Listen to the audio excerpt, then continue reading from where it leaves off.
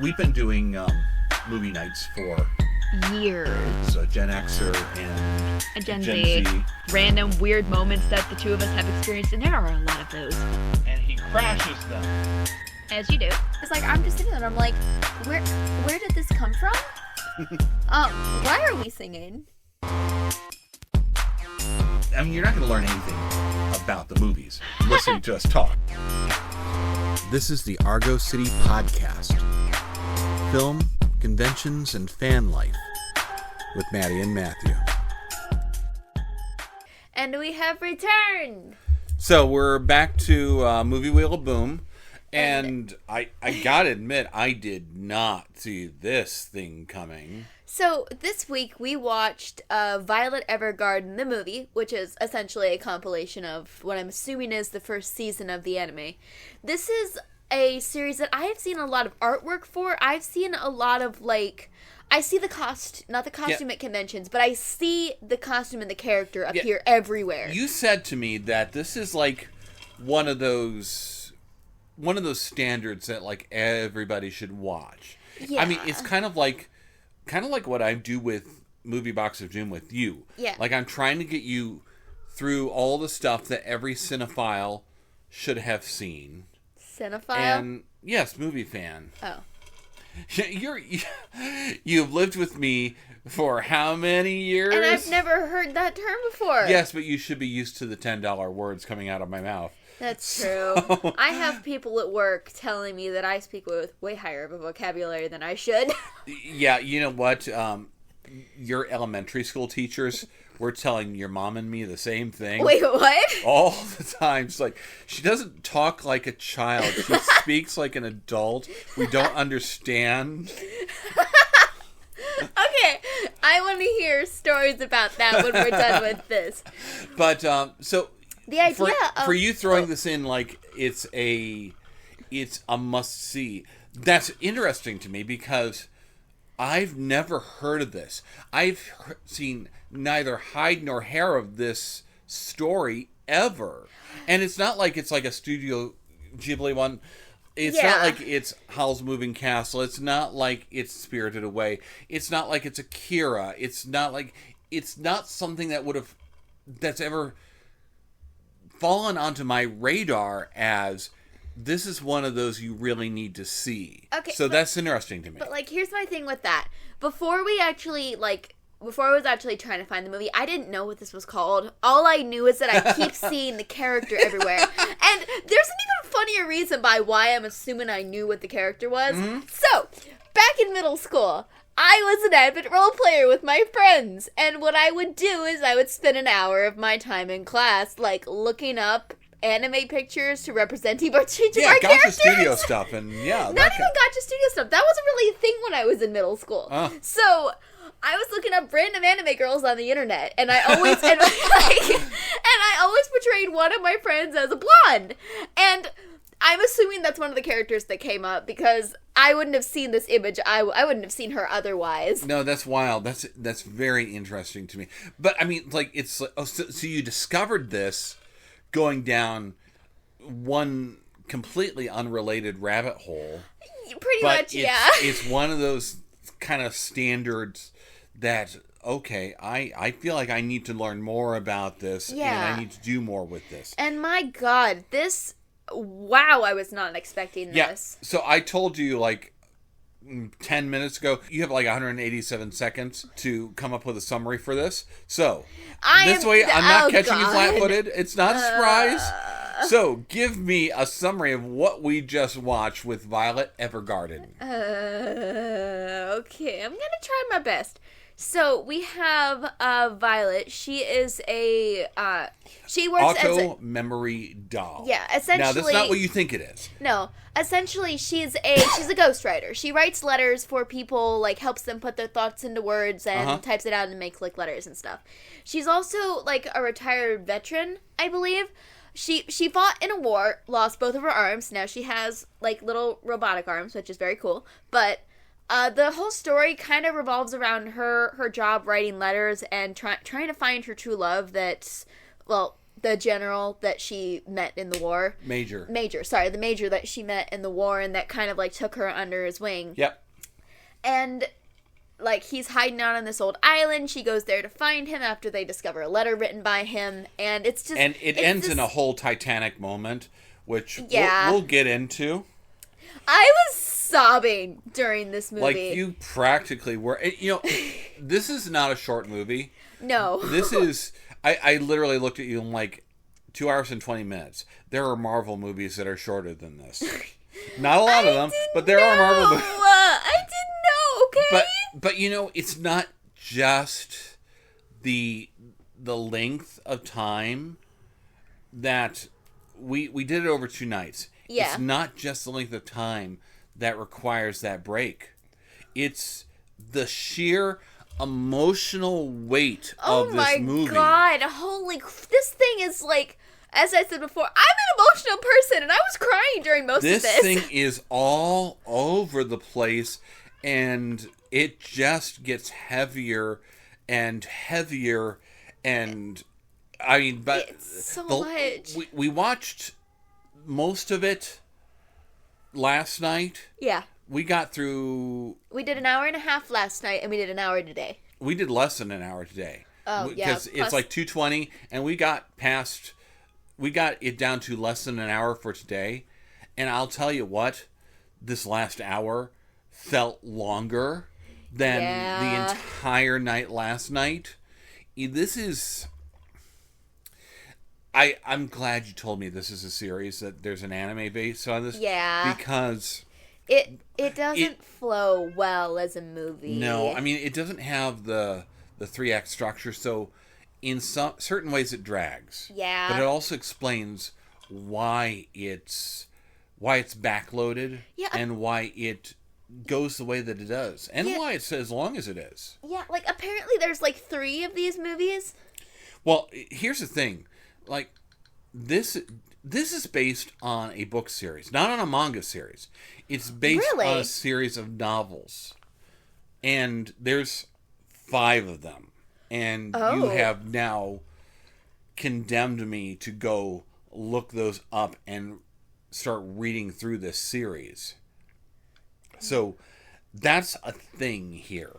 There's another movie that's just Violet Evergarden Recollections. That, and you know what? That may be something that I need to know about, because I have unanswered questions. Oh, it looks like this follows the plot after the movie. Okay. Well, see, I have more questions about the plot before the movie. Like, yeah, it felt like we were missing so much. I do. When you say that she was part of the army, I need to know, because I don't think she was part of the army. I feel like she was like an abandoned kid or something that the major picked up and took responsibility for. I feel like there's something else happening here. And you know what? They consistently throughout the movie call her a weapon. Why is she called a weapon? I don't understand why she's a special weapon. Like, is it because she's a kid and a girl? Or is it, what is it? Yeah, I feel like... What's the secret? Yeah. Like, if we were going to pull in, like, she's a weapon, if you're kind of jumping onto the idea that she's a kid, she's a girl, she'd be able to, like, infiltrate stuff. But, like, we don't see any of that. Yeah, she's on the front lines. Yeah, the few times we see her, she's in active war zones. Yeah, so I don't understand why. And I wonder if the novels will shed more light on that for me. Yeah. Now, I'm a little bit hesitant, because I just had a very bad experience going to the novels that an anime is based on with Howl's Moving Castle. Wow. Yeah. Howl is not a good guy. That is a thing. Like, Howl's Moving Castle, that novel, the first third of it is right dead on with the anime. I mean, a little bit more robust, so we get more characterization.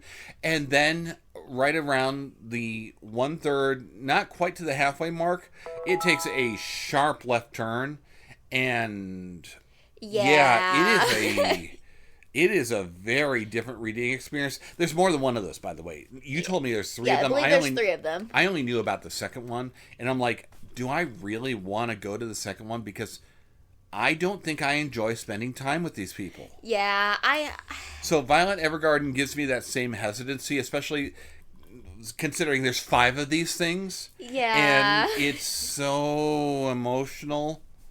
Look, let's talk about The Job. So, auto memory doll. You and I both were talking about, like, we're gonna pause this here, and maybe in the meantime we'll see if we can figure out if this is a real thing. We didn't have much of a meantime because we picked it up the next day. Yeah, but I did actually look it up during one of our breaks. It's not. It's not. No. Well, and when I did my own Google search, it said it's kind of based on the idea of a ghostwriter. Yeah. And that's actually kind of cool, especially that you brought that up, because ghostwriting is a thing. And I think this is an interesting application of that. Like, Oh, yeah. all of William Shatner, Captain Kirk's novels, they're ghostwritten. So Really? Yes. So are his biographies, his autobiographies. What? What's really weird is he used... Wait, are we talking within canon or outside of canon? Well, the novels are within the novel canon. Novel canon is not the same as on-screen canon. Books are always... That makes no sense. Well, books are always a little bit weird. Like, I love... My personal Star Trek, for me, Star Trek is the novels and the comics. That's my favorite era. Oh. The novels and the comics during the Wilderness era. We still gotta do that audiobook thing. Yeah, we're talking about maybe getting into like the Kobayashi Maru or something like that. So Shatner wrote a bunch of novels within a bunch of Star Trek novels with Chris Kresge. And I mean, they're not exactly canon in that they are their own thing, but if you dig the novels, then yeah. And he wrote his autobiographies with Judith and Garfield Reese Stevens. So it's weird. And then he has a whole nother series called Tech War. This is an original sci-fi series, but again, it's with somebody else. Mm-hmm. So what he'll do is sit in a room and tell the story to that person, and they'll turn it into a book. I'll tell you what, this is something that you might be able to relate more to. Yeah. We call this kind of the Marvel method. Back in the day, when Marvel was new, when Marvel was still timely even, we were talking about, we spotted Stan Lee and Jack Kirby in the Fantastic Four movie, and one of the things that Stan would do with Jack, or he'd do with some of the other artists even, he would tell them the story. And the artist would draw the story, and Stan would come back in and actually fine-tune the dialogue. And so it's his story. Cool. In fact, I'll tell you what, my editor Dave, and I do something similar with the stuff that we do for Angel Light Comics. So I'm in the middle of a long October with him, and he keeps giving me the story, and he gives me the whole thing. And then occasionally he'll also send me stuff. I need this emblem on the costume. This is part of the dialogue. I need them to say this or that. And it's a really interesting way of collaborating. That's ghostwriting. I actually kind of did something somewhat similar. So, you know how we went through Frankenstein at my senior year of high school? Yeah. So one of the projects that our teacher assigned to us was to write a play kind of based on Frankenstein using the characters. I, being my overachieving self, essentially took on the role of writing our play. It was 12 pages long. We're not going to question that. But what I would do is I did what I've called a role play, where I essentially stole my friend Tyra, and we would each pick a character and we would role play back and forth to give me dialogue to put into the story. And I ended up doing that a lot throughout the play, just because I was having a really hard time figuring out where the heck the story was going to go. So we kind of did that. Like, they would shoot me ideas, and I'd be like, okay, I think I can incorporate that in. Later on, when they made me write a sequel to make the romance finally come to a close, because my friends refused to let me move on without closing the story, between him and between Frankenstein and the female sub-protagonist, like, I did something quite similar, so I kind of get what you mean regarding that, even if it's not exactly the same thing. With her, it's a little more clinical, and I think that's interesting as well. One of my favorite horror icons. So you and I watched Phantasm at one point. Yeah. That's with the tall man and the spear. Yeah, with the weird guy. You know, the tall man is Angus Scrimm. Okay. You know what his day job was? What? Like his real job when he wasn't acting in movies? He wrote liner notes for records and bands and stuff like that. Sparky, you're going to knock the microphone off the table. So, this icon of horror has actually won a Grammy. Really? Because he wrote the liner notes for the album. So he'd write the lyrics, he'd write who's involved, maybe something that do with it. And again, it's tech writing. But I think that's fascinating. And that's really a lot of what we're getting into with these auto memory dolls. You know what's interesting though? Like, especially when it comes to like essays and stuff, my teachers, for as long as I can remember, have always told me to write an outline first. I don't do that. I just go straight into like my actual text. Oh, a lot of times I really need an outline. I'll get down my bullet points because if I don't, I'll forget them. That's and then true. Then you start working more. Like I have a novel that I'm writing, and I really would like to do this. I'm mocking like the Hallmark Christmas movies, but I'm turning it into a horror movie with like a witch's coven and It's the demonic best- gingerbread men and snowmen and stuff like You still have that. to give me a copy of that when you finally release it because I need it. That's the thing. Right now, it's just an outline. I need to actually commit myself one of these Novembers during National Novel Writing Month to actually do it. Oh no! So I see. I'll disagree with you on the outline's the only thing that's kept that story alive. I have learned to kind of start doing more outlines these days, but if I have a general idea, okay, like I know what I'm doing, I'm just gonna go right into the bulk. Can we talk about our expectations for this movie? I was not expecting this. You know, when I originally was pulling up the trailers to throw this on the wheel in the first place, I was like, oh, okay, so someone that writes letters for a living, and she's like a robot, because I thought she was a robot. But I feel like if she'd been a robot, that would have been more interesting. It might have been. Like, she's got a very robotic aspect to her. She talks in a monotone. Yeah. I am, and this, and this, and... I like, wonder... I literally made the connection with Terminator 2 in this. There's a moment where she does a pinky swear with the robotic hands. Like, she lost her hands on the she lost her hands in the war, and they replaced them with prosthetics that are not feasible for the era, but it's anime, so okay.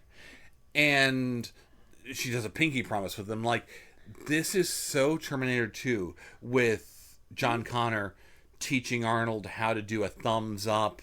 Yeah. And You know- it feels so much like that. You know what I wonder? I wonder if the monotone voice is just in the English dub, or if it's also in the Japanese original version. That'd be something really interesting to look into. We should find a subbed version of this to find that out. It's on Netflix. I just have it set for the English dub. See, now, here's the thing, though. Assuming that it is still the same, I'm wondering where it comes from. True. Is it that the war dehumanized her? Is it that the war, the horrors that she saw, just sucked all the humanity out of her? She never really got to grow up as a child either. She really didn't know. So she probably... Oh, that's an interesting idea. You know, this is something that your great-grandmother used to mention. Her first husband went through World War II. Oh, really? And he came back a completely different person. Oh, no. And it changed him so much that they couldn't continue together. They couldn't stay together. And that's why I'm looking at this and like, did the war just kill anything that was human or real about her. The only thing that's human, the only thing she can feel is that connection with the Major. I wonder. Oh, that's so sad. I don't like that. That's so sad. But the movie is that. The movie is that sad. It's so sad. Okay, are we going to get into emotions or are we going to... We can, sure. Okay, I am an emotional person. This is not a secret that I try to hide. We get this. Okay, so I was mostly crying at the end. A little bit yesterday, but mostly today. We get this whole scene with this hospitalized little boy. I'm assuming he's around maybe 9 or 10-ish, maybe 11. It's hard to tell in anime. Yeah, but he's hospitalized. Probably with something like cancer. I'm not really certain. But he is having Violet write letters to his parents and to his younger brother so that they have something for when he passes away. And I'm sitting here watching her write these letters, and I'm like, oh, I don't like this. And then we get to the part towards the end of the movie where they're delivering them, and they're reading the letters out, and I am sitting here with, like, a blanket to my mouth, almost on the verge of sobbing. I was oh my God, it really hit me so emotionally there. No, and this is what I keep saying about how heavy this movie gets at the end. It just... Yeah. It's not that it drags. It's just that it takes some effort to experience this. Yeah. This is not for the faint of heart. It No. really isn't. Oh my God, no, it is not. See, I watched this and I was expecting something lighthearted. The beginning, you didn't tell me anything about this. The beginning, we've got a framing sequence that takes place in modern day. Yeah. And we've got a young woman who's finding, oh, look, box of letters from Grandma? Or she sent these to my mother, and I'm like, oh, yes, all right. So I remember seeing the warnings in the top corner about, okay, violence, gore. Yeah, we got a good little haunted house ghost story here. This is not a haunted house gore story. It's just not. No, because I was sitting there when you were telling me that, and I was like, oh, idea for future anime movies. You're trying so very hard not to laugh at me, really. Well, I didn't know anything about this either. I went into this blind, too. Mm-hmm. But I think you had different expectations of it than I. That's why I asked. One of the other things I thought was interesting here is that while we're conflating this with romantic love, Yeah. the Major really is just as much, if not more, of a father figure to Violet. That's what I was kind of thinking throughout it, especially and it's kind of getting end. mixed up, yeah. Okay, so maybe because they're so close in age, so you can kind of forgive it. Okay, so I actually have something I gotta discuss with you then there. So Attack on Titan, with Eren and Mikasa, the female lead and the male lead, they have a canonical romance towards the end of the series. Mm-hmm. They're brother and sister. Adopted sister, but still raised as brother and sister throughout the anime. And I've talked with, a ton of people throughout the anime community, and I'm the only one that thinks that's weird. So I don't know... I don't like that stuff. No, I mean you're right. It is a little weird. If it were first cousins or second cousins, yeah, that's a more common thing in Japan than it is in America. Yeah, we're gonna start seeing some of that in Robotech, actually. Oh no! But for the moment, yeah, no, that does seem a little bit.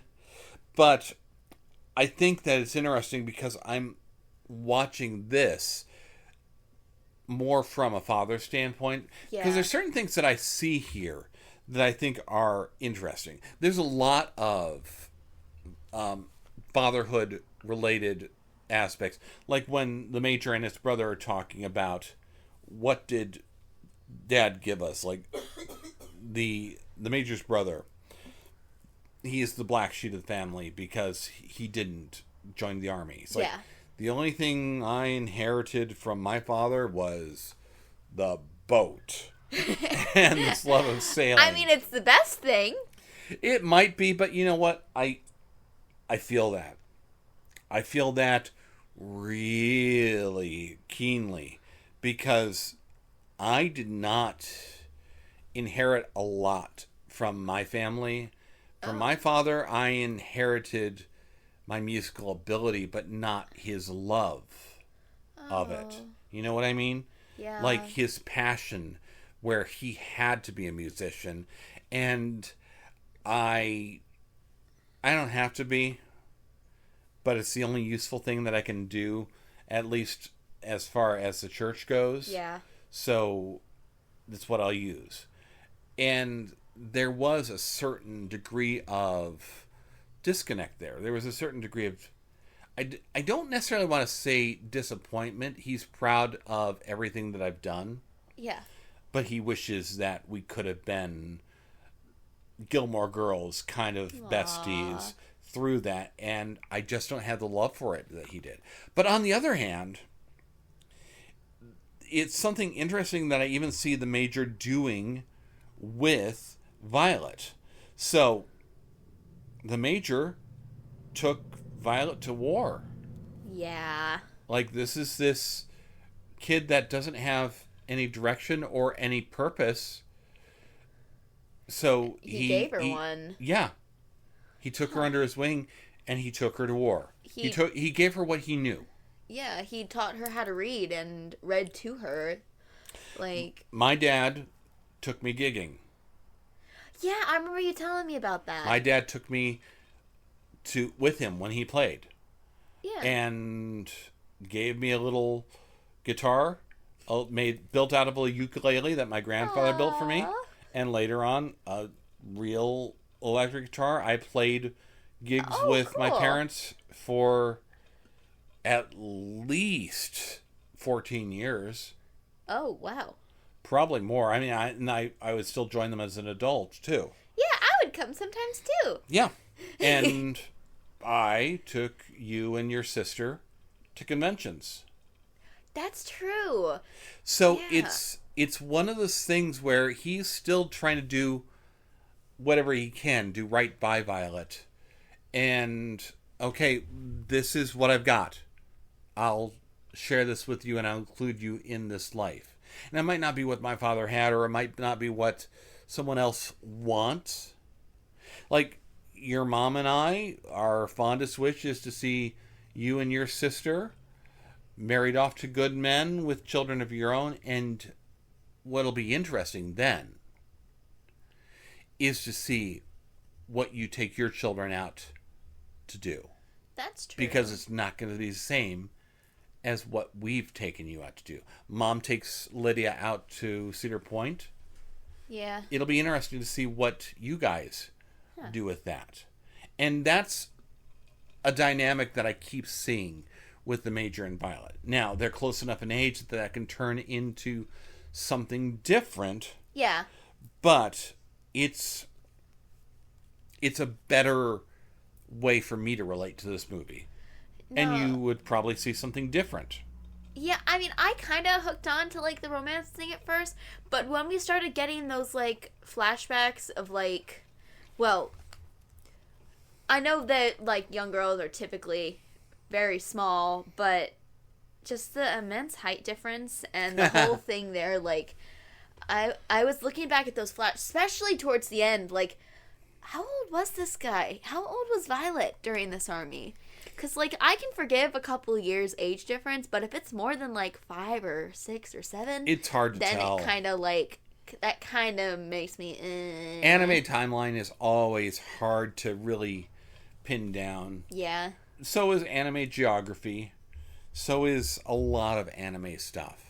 Let's talk a little bit also about that climax. Because there's something I thought was fascinating here. Yeah. So the Major raised her and then just kind of vanished into the wind. Yeah. Everybody thinks he's dead. And they find him on this wee little island picking grapes and teaching kids. Ah, sweetheart. He just created this machine to Lift, like, the grapes from the bottom of the hill to the top of the hill. Up. And you looked at me like, all right, so Violet created a letter for the Major. to express her feelings, Yeah. to finally tell him the things she couldn't say. He doesn't want to see her anyhow. Yeah. There's a parallel, by the way. There's a parallel between that and the young boy who's in the hospital. The young boy doesn't want to see his best friend. I didn't even realize that. It's this idea of, I can't bear you to see me in this desiccated state. I want you to remember me Yeah. as something different. We went through that with Carmel when we lost our first cat. Yeah. You were the only one that went to go see her before that whole thing happened. Yeah, I went back and made sure I was with her when they put her to sleep. And none of you could. You just couldn't. So there's something to be said there. That's an interesting parallel. Well, because he won't let her see her, she sent him a letter. Yeah. And she hands it to one of the boys on the island, one of the kids that he's teaching. And the kid says, I'll make sure he gets it. Yeah. Now, you looked at me and said, what'd be really cool is if they sent it down on that machine. Sent it down on the machine. And I'm like, well, yes, but it doesn't work thematically because he's not... Like, that would work if they sent it down on the machine and then he came running up to see her from the fields. And that's... I can see right now that's not going to happen. And I was right, but you were also right because they did end up sending it down on the machine. Mm-hmm. And I was right about the thematic elements. Yeah. Only they drug it out. Yeah, that... So it comes down later... And he actually has to run, not just up the hill, but across the island. And she has to run across the boat, jump into the water to meet him, risking her mechanical hands rusting. I hope those things are made out of stainless steel. No, I was literally watching that and I was like, what is she going to do? Jump off the boat? Oh, okay, she did. It's like we were both right about it, but they decided to do it in a much more convoluted and drawn-out method than either of us had expected. Yeah, and I'll admit, like, we recently started up a new, like, side series with, like, the rules of anime. And I'm sitting here and I'm like, okay, we have to add on that it's like, oh no, they've been crying for 10 minutes. And she does cry for... That end scene was so long. It felt so dragged out. I don't know why they decided to waste half their budget on constantly showing us in the water and just, like, sobbing and ugh. And it really is a drawn-out climax. But at the same time, it's part of that heavy... I mean, like, if I wanted to make fun of it, I could make a Titanic joke. My heart will go on. Like, this is the reaction of every girl that I knew back in 1995 when they saw Titanic. And me and my buddy Bob are looking at them like, yes, but what did you think of how well they replicated the boat? I think this is like, the Titanic, it seems like one of those movies that I really need to get around to watching. I'll tell you what, this is better. This has that same feeling to it, that same climax to it, but it pays off better. It's more well done. It's not just such sappy, stereotypical drivel. Goodness. Now I'm going to have to watch it to see if I agree with you or not. Is there anything else you wanted to hit on this? Because I love the art style in this. I especially love the clothing, except for Violet's dress. I hate those, like, little cuts in the sleeves. They bother me every time I see them. But I love a lot of the fashion and such in this. I also recognized a ton of the voice actors in this. Like, tell me about the voice actors, please. Because you jumped up, like, at least twice. If not 3 or 4 times. So, one of them, I believe it's the the brother to the major. He shares the same voice actor as John Lee from the Genshin Impact games, which I'm sure a lot of people of my generation will know. I only know because the character is insanely popular. But and they show up at every convention we go to. They are all over the place. We actually just saw a couple at Geek Fest. There were like Geek Fest. Like there were like 2 of them in the cosplay line. I think for a beginner or something. Violet herself is voiced by the same actress as Shinobu from Demon Slayer, which is also something that we were watching through. And I was like, wait a minute. As soon as you said it, can. That's when I could see it. That's when I could hear it. You can hear it in like her almost like soft pitched voice as she speaks, and it's like, yeah, okay. And I'm recognizing more and more of these voice actors as we're kind of going through. I can't remember any of the other ones off the top of my head, but the more that I watch anime and the more that I'm put into that culture, the more I'm realizing, no. Yeah, and that's fun because that's part of being a cinephile. It's one of the things I watch for in films. Except for like me, it's like, oh, I know these voices. I don't know your name. You don't have the benefit of names or visuals. You just know the tone. Yeah, exactly.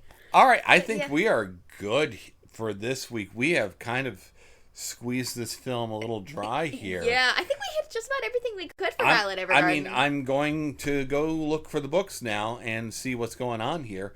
In the meantime, we will see you next week for the Movie Box of Doom. Bye! Yep.